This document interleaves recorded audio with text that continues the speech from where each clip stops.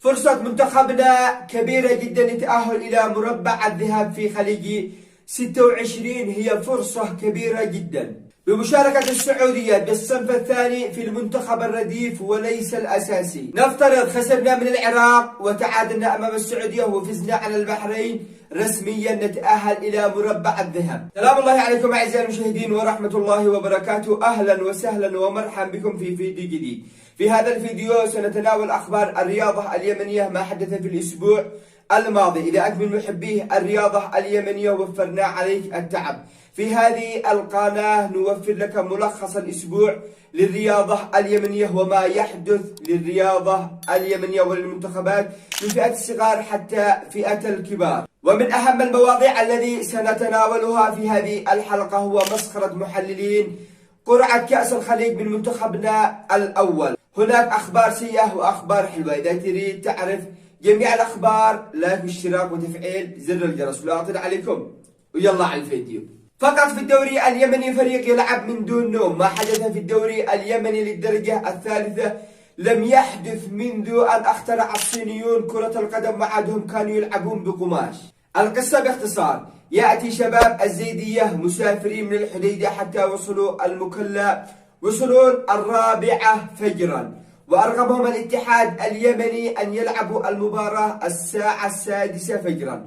البعثة تبع شباب الزيدية حاولوا أن يقنعوا الاتحاد اليمني أن يلعبون 1 ظهرا أو 3 عصرا لأنهم ما زالوا متعبين أو مرهقين بعد السفر، ولكن الاتحاد اليمني أرغمهم أن يلعبوا في الساعة 6 صباحا. المهم شباب الزيدية دخلوا المباراة بعد وصولهم 2 ساعة.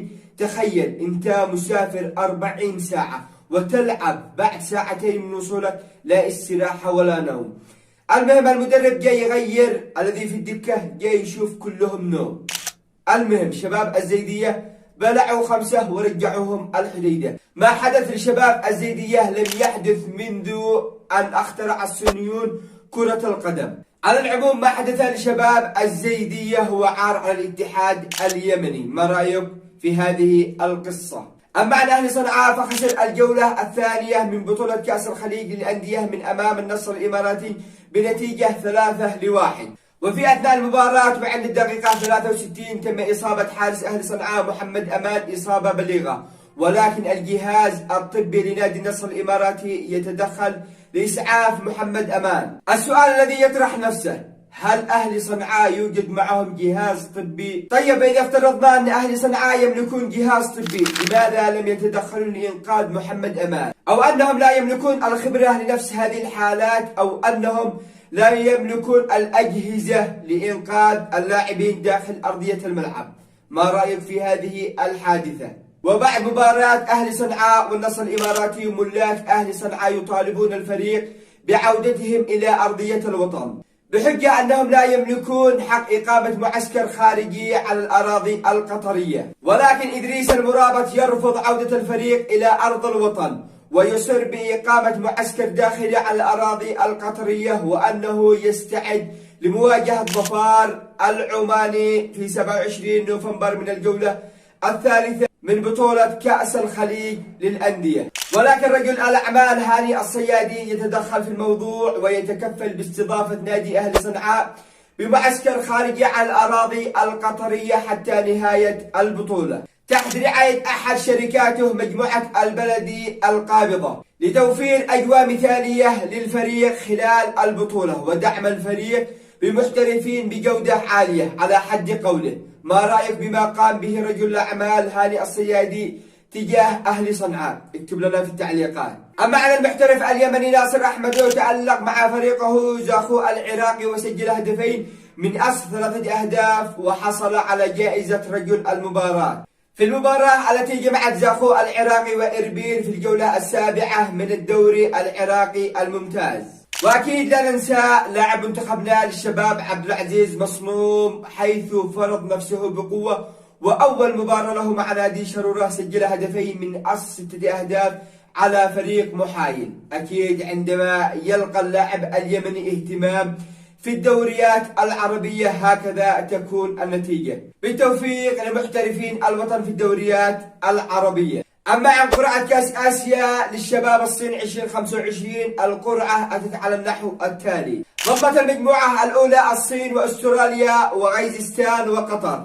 أما عن المجموعة الثانية فضمت العراق والأردن والسعودية وكوريا الشمالية. أما عن المجموعة الثالثة الذي متواجد فيها منتخبنا فضمت أوزباكستان وإيران وإندونيسيا والمنتخب اليمني. أما عن المجموعة الرابعة والأخيرة فضمت اليابان وكوريا الجنوبية وسوريا وتايلاندا. والله أني مشفق على سوريا من هذه المجموعة.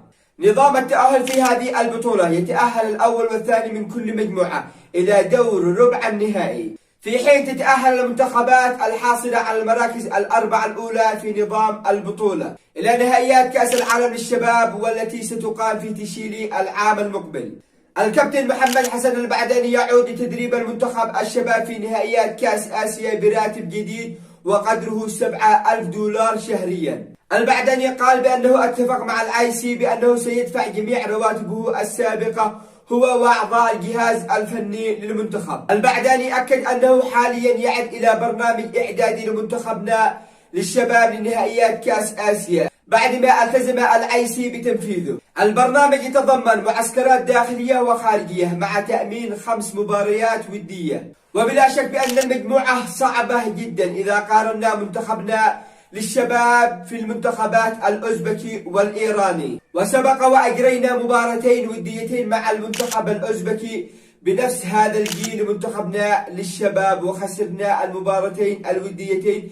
المباراة الأولى انتهت 5 للمنتخب الأوزبكي والمباراة الثانية انتهت 2 للمنتخب الأوزبكي. من الأخير إذا لم نستعد لهذه البطولة استعداد قوي فلن نذهب بعيدا في هذه البطولة. نطالب من الاتحاد اليمني بتكثيف المباريات الودية الداخلية والخارجية وإقامة معسكرات داخلية وخارجية فقط. باقي 3 أشهر على انطلاقة هذه البطولة. نحن كجمهور رياضي عاشق لمنتخبنا للشباب ليس حلمنا كأس آسيا فقط، بل حلمنا نهائيات كأس العالم. والله ليس بعيد عنا كأس العالم إذا استعدينا لهذه البطولة استعداد قوي ومحترم. نطالب من الاتحاد اليمني ومن المدرب محمد حسن البعداني استعداد لهذه البطولة استعداد صحيح وقوي، لأن المنتخبات التي سنواجهها منتخبات قوية ومحترمة. إن شاء الله نشوف منتخبنا في كأس العالم تشيلي في العام المقبل.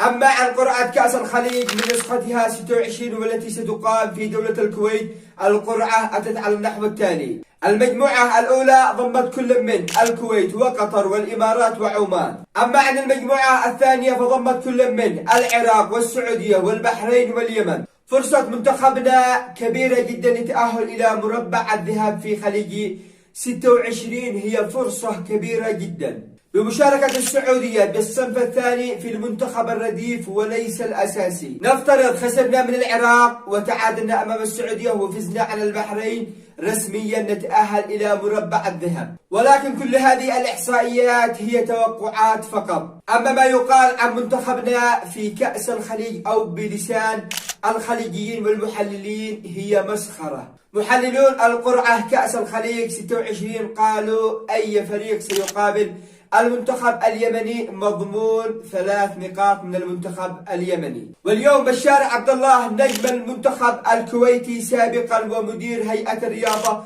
الكويتية حاليا يقول بأن المنافسة هي على 7 منتخبات فقط باستثناء المنتخب اليمني. أكيد أنت محب للرياضة اليمنية زعلت من هؤلاء التصاريح، ولكن كلامهم حقيقة.